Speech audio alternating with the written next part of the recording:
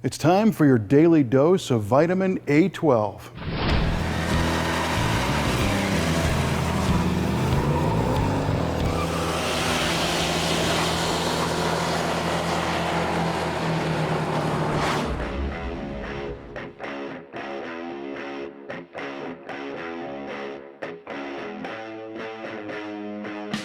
In this case, vitamin A12 refers to the high-performance A12 option package factory installed on this handsome 1969 and a half Plymouth Road Runner.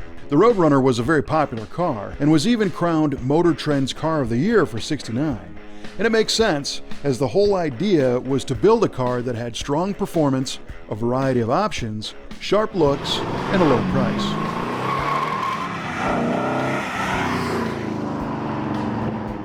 The base 383 powered cars ran well, but Plymouth executives realized the power of drag racing, and they paid attention to what people were doing to modify their own runners to make them faster. The cool thing is that they acted on it and launched the A12 package as a mid-year option. If you were to build a weekend warrior drag racer, you'd probably opt for the biggest engine you could find, feed it with multiple carbs, add a 4-speed with a good clutch, dual exhaust, a limited slip rear with speedy gears, big tires, and gut the car to save weight. And guess what? That's exactly what Plymouth did. First up, they dropped in a 10-to-1 compression 440 V8 and capped it with an Edelbrock aluminum 6-barrel intake manifold and 3 2-barrel carburetors for plenty of fresh air and fuel. The lower end had a forged crank and rods and a 440 Magnum-style camshaft. These engines were treated to extra machining finesse like a shot peen crank, flat face lifters, stronger valve springs and rockers, and other touches to make them basically race ready. A new breakerless ignition lit the fire, and a heavy-duty clutch spun a Hemi-spec 4-speed hooked to a Dana 9 3/4-inch rear end, which was loaded with 410 gears and a Sure Grip differential. You need big tires to race, so they wrapped Goodyear Polyglass G70 15s with red stripes around stamped steel 15x7-inch wheels. They figured that hubcaps were just an annoyance at the track, so they left them off completely. The look is signature A12, and it's all business. The suspension comes right from the police package, so the ride is firm, and it stops with disc brakes up front and oversized 11-inch drums in the rear. Racers didn't want a bunch of weight in the car, so the A12 was pretty basic inside. It's got a bench seat, a 4-speed stick, and an AM radio with a heater, but that's about it. A big 120-mile-an-hour sweeping speedo shows over 90,000 miles on the clock, which is a satisfying indicator of the car's past life. This car was actually driven, and quite a lot.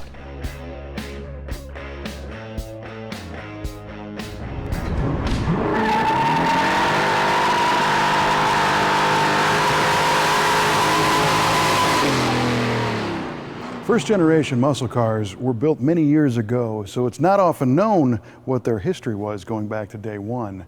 And this vitamin C orange 1969 and a half Plymouth Road Runner A12 446-barrel car entered the brothers' collection after a previous owner gave it a complete restoration.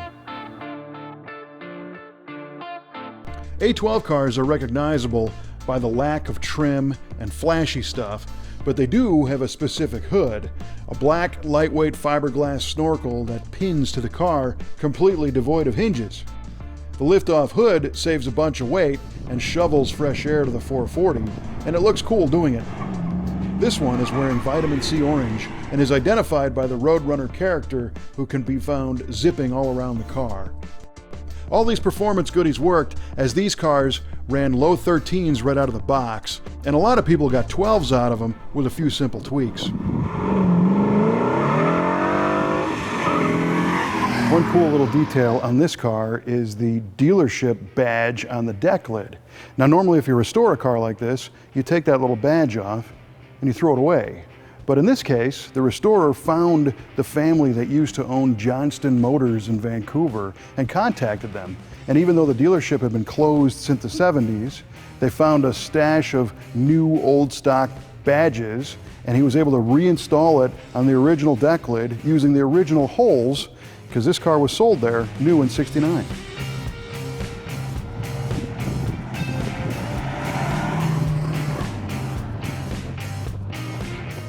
The Brothers Collection is home to several A12 cars, including the very same car run by Ronnie Sachs in his Superstock magazine story back in '69. This one was driven hard, actually painted blue for a while, then it was found and restored to the as-new condition you see today.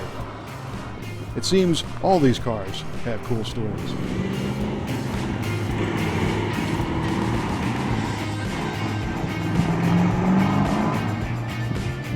Next time you're at a car show and you see something cool, maybe ask the owners if they know the history, because every old car has one. Thanks for watching this episode of Muscle Car of the Week from the Brothers Collection. If you like this kind of stuff, subscribe to our YouTube channel or like our Facebook page, and maybe share your own stories about cool muscle cars. See you next time.